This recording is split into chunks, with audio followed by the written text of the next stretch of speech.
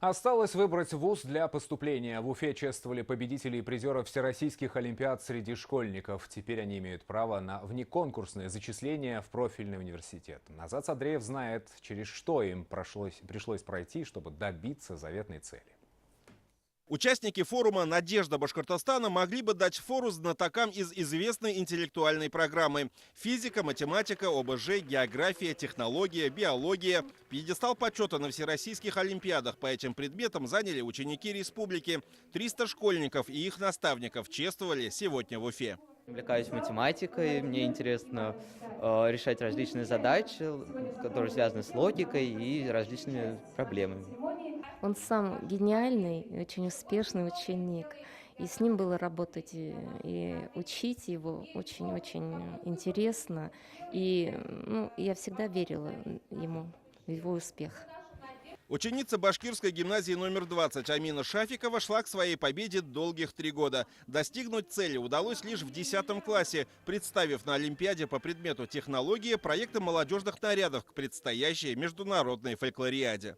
Это были 3 платья и 1 комплект с сутажной вышивкой с национальным орнаментом.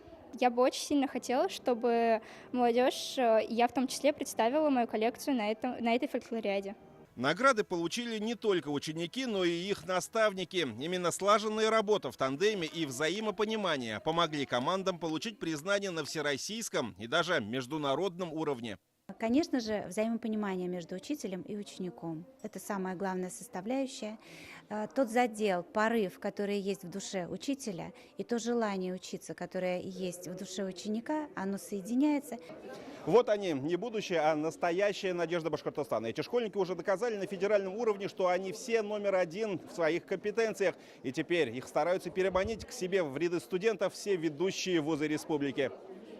Мы каждый год планируем, что данные ребята поступят к нам в университет.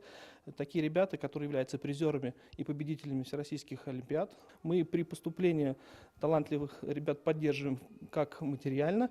Например, стипендия данных ребят достигает порядка 28 тысяч в нашем университете. Но для внеконкурсного поступления в вуз есть одно условие. Выпускники должны получить на ЕГЭ по профильному предмету не менее 75 баллов. Хотя для победителей всероссийских и международных олимпиад это уже не проблема. Азат Садреев, Булат Садреев. Новости. Уфа.